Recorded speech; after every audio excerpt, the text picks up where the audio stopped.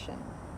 Yun Sung and Mondi Hill have designed a specialized purpose-built cleaning connector for the V2 handpiece. We're going to quickly show you how it works.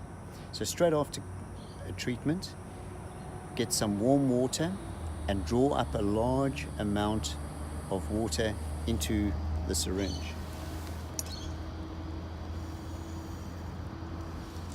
Once you've got your water, connect it to the first filter opening, and you'll see it fits in very snugly, and blast that water through